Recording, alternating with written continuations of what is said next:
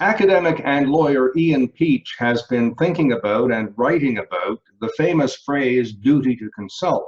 Now, I say famous, but it's really only been this century, the 21st, when that term has been used, starting with court cases, interestingly, on the same day in 2004. Ian Peach is in Fredericton, New Brunswick. Welcome. Thank you. Good morning. Well, let's, as they say, unpack that word or define our terms. What is the duty to consult? Well, the Crown government has a duty to consult when its decisions could have a negative effect on Aboriginal and treaty rights or Aboriginal title, which are now protected in the text of the Constitution in Section 35, rights that are claimed, not necessarily proven yet.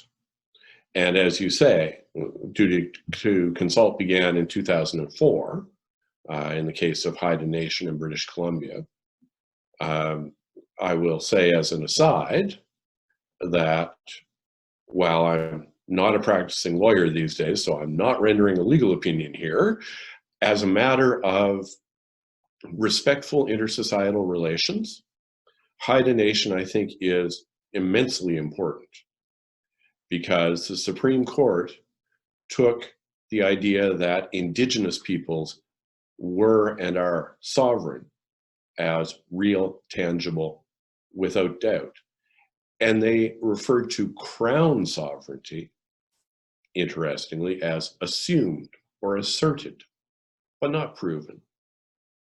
All right, let me, since you are, if I may call you a recovering lawyer, not practicing, let me put that into plain language that the European settlers came here and assumed or asserted a sovereignty that I think you just said the court says may not actually exist. That's right. The court has been quite inconsistent on this, but in Haida Nation, the court said, in essence, we can't go further than saying it's assumed. It is de facto as an exercise of power, but not de jure, which is as a matter of law. As a matter of law, because Indigenous peoples were on this continent first in organized societies that had law and had sovereignty, and they were never conquered, their sovereignty is real and unequivocal. Now, for those who like to Google things these days, and it's so easy, unlike when you began in law with perhaps a research assistant and so on, but it's Tlingit, and if I can pronounce it, I'm not sure I can spell it, T-L-I-N-G-I-T, I think, and Haida, and Yeah. Mikisew later are the short forms of referring to those cases. They do differ a bit. You said something to this effect moments ago.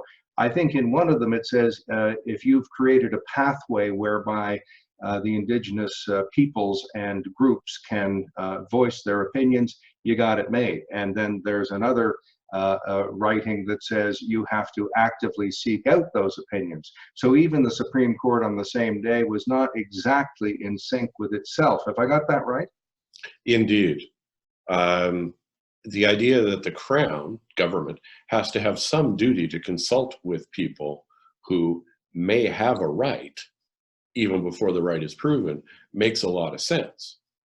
For instance, if the Crown, if the government were to authorize somebody to take resources or take an action that harms the environment or resources without consulting the Indigenous peoples who have a claim about that resource or that territory, about the harm it might do, then by the time the Indigenous peoples get through the court system, not a fast enterprise, and prove that they have a right, the right may no longer have any value.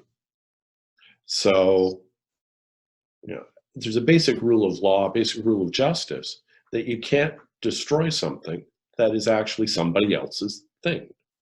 So it makes sense. But unfortunately, because the Crown's duty to consult has been constructed as a legal duty, governments have tended to think, okay, what do we have to do to meet the court's requirement? and do as little as possible to do that, rather than thinking about what's the proper thing to do for respectful intersocietal relations. Now, I think you made an important point, at least to a layperson, and that is you can't wreck somebody's belongings while you're in the process of determining ownership. There's also a piece of trivia from English law. You don't have to prove ownership in order to prosecute someone for theft.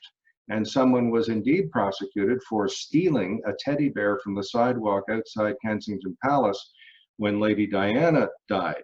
No need to prove who owned it. It was just theft from whomever. Is that the similar principle? Indeed. What you need to know, or what has to happen for something to be a theft, is that the person who takes it needs to know that they don't own it. And who does, doesn't matter. Now let's put consultations into a broader context, if you don't mind. I think it's fair to say the duty to consult is a very special duty. It is backed up by the honor of the crown, and for those who say, oh, that's ancient history, the monarchy and so on and so forth, but that's who the Indigenous people had their deal with in 1763 with the Royal Proclamation and with treaties. It was with the crown. It wasn't with a thing called Canada, because it didn't exist. Well, with that filibuster, let me finalize by saying we have a history of horrible consultations with everybody. William H. Vanderbilt, the railroad tycoon, once said, well, the public be damned, when he was asked the effect on the public of his closing down a railroad. What's good for America is good for General Motors. The business of America is business. It's really only in our living memory from the egalitarian 60s that anybody consulted with anybody, now mandated in the Municipal Act, the Planning Act, but it's often kind of a show consultation. It really doesn't seek, let alone implement, public input, wouldn't you say? I would agree. What's happened is, because governments are looking at how little they can get away with, basically, the idea of a duty to consult Indigenous peoples is a moving target, right? Government does too little. The Indigenous peoples challenge it in court, and the courts add some content to the duty to require governments to do more, to take it more seriously. But it's been a constant cycle over the last 15 years. We need to move off that legalistic idea and move into a new phase of essentially intergovernmental arrangements of mutual respect. I do think the next phase might be upon us. Now, I have exhibits, as you lawyers like to call them. This is your academic piece, and it talks about the duty to consult. But later, a federal government document on how to consult is entitled Aboriginal Consultation and Accommodation. And some academic pieces are talking about the duty to consult and accommodate. Yet original Supreme Court cases said the duty to consult doesn't mean a duty to agree or to accommodate. Have we moved along that continuum since 2004, and is there now indeed a duty to accommodate? The courts have always said there may be a duty to accommodate, where essentially where rights are proven, or where the likelihood of the right being proven is incredibly strong. But again, it's a moving target. I do think we are moving along slowly but surely. There have been a couple of events recently that I think have to move us into a realm of moving from a duty to accommodate to a duty to learn from one another. Well, that's a wonderful quote from the head of the BC Supreme Court, I believe, that we have a duty to learn. And in his piece, he says, we don't have an anthropological background, historical background, we have a language barrier, we don't have the skills. He's speaking of judges. We don't have the skills to understand Aboriginal laws and customs and language and history, and we've got a duty to learn. And just within recent memory, the BC Law Society has mandated 50 hours of upgrading lawyers' skills on just that topic. That's kind of encouraging, isn't it? Indeed, indeed. There are several encouraging things happening. Right? We have recently seen the UN pass the UN Declaration on the Rights of Indigenous Peoples, which, among other things, declares that governments have a duty to seek the, quote, free, prior, and informed consent of Indigenous peoples. Sure, that does, in fact, lots of talk about how that's not a veto. Well, the truth of the matter is, it gives the Indigenous peoples a veto. Well, yes, it would if it were binding on Canada or affected Canadian law, and the government of Canada, in the aforementioned exhibit on how to consult, says that UN resolution doesn't. And then the government has turned around and said they want to introduce legislation to make it so. And really, at heart, all that means is that you, as government, have to deal with an Indigenous veto if, to be blunt about this, you cannot be bothered bringing Indigenous peoples into the process and working with them to learn about their concerns and address them in an acceptable way. Now, you've coined a great phrase as well, building on all that, and it is the duty to cooperate. Tell me about that. Well, at heart, the duty to cooperate is an intergovernmental relations concept. In my career, I'm an old intergovernmental relations guy. I'm an old negotiator.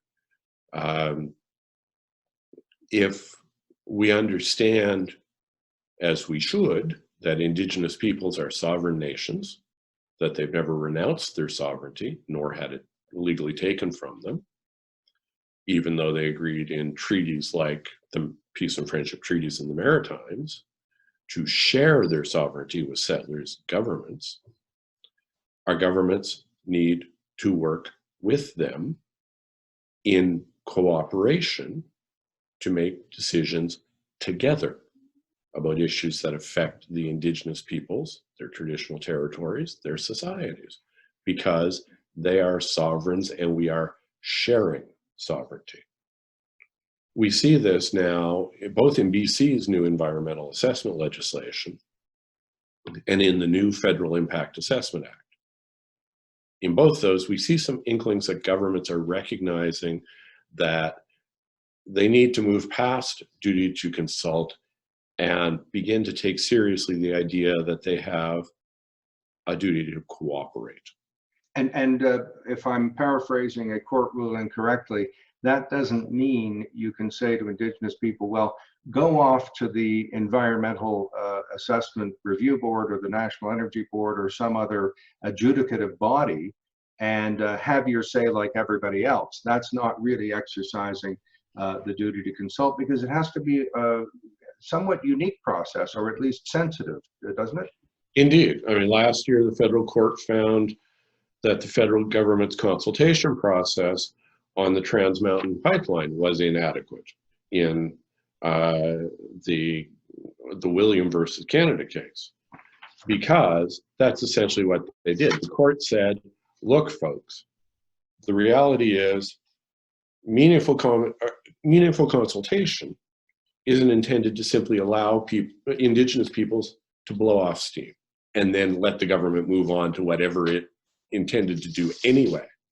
The court concluded that the consultation process the federal government used fell short because, and I'm quoting the court here, Canada was required to do more than receive and understand the concerns of the Indigenous applicants.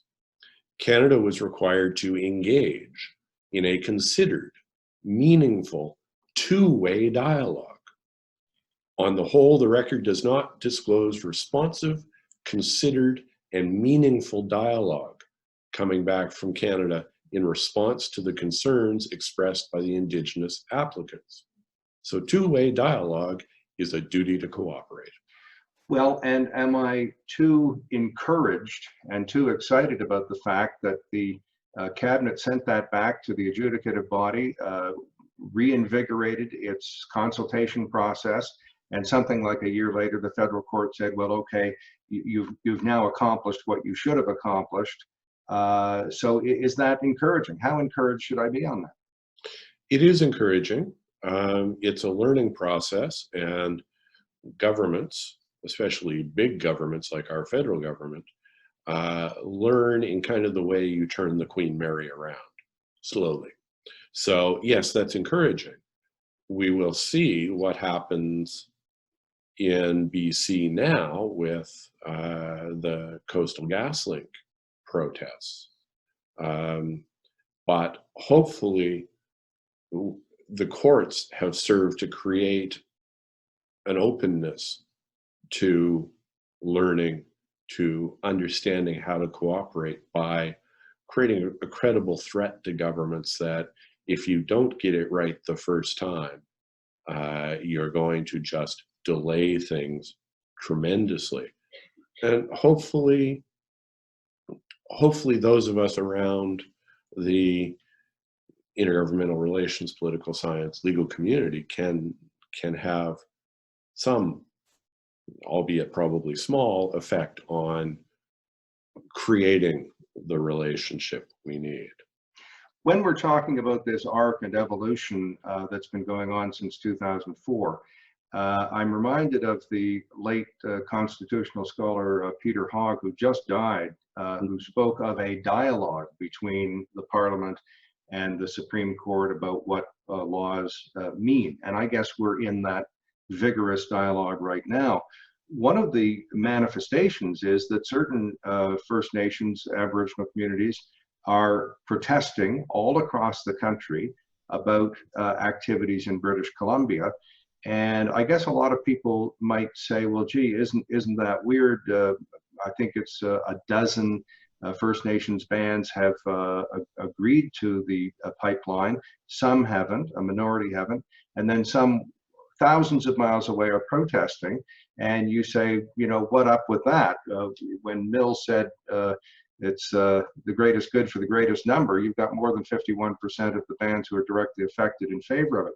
However, when you think of the disagreements we have among the provinces and municipalities and individual members, individual politicians across the country, other governments are equally fractured, aren't they? Sure. What we've seen is politics. There are the Indian bands, now known as First Nations, are a creation of the Indian Act, federal legislation. And the Indian Act bands, band councils, have developed some legitimacy over the years as the voice for Indigenous peoples, but not complete legitimacy. And that's what's going on in BC. There are challenges to the legitimacy of who is government here. And frankly, that's not for white guys like you and me to determine. We need to create an environment in which Indigenous peoples themselves can figure out how they wish how they wish to be governed, who they wish to have voice for them. And I think that's what the protests across the country are really about. It's a message of, Ottawa, don't tell us who speaks for us. Give us space to figure that out for ourselves. Well, and then you have to amend the Indian Act because the minister has virtually plenary powers in that regard. But I think that's another interview. My consultation with you has been great. Thank you. I know I asked very long questions, but that was to give you a chance to go have a snack or pour a cup of coffee. But I think my consultation with you should end with whether you have any last words or something that you'd like to contribute that I forgot to ask you about.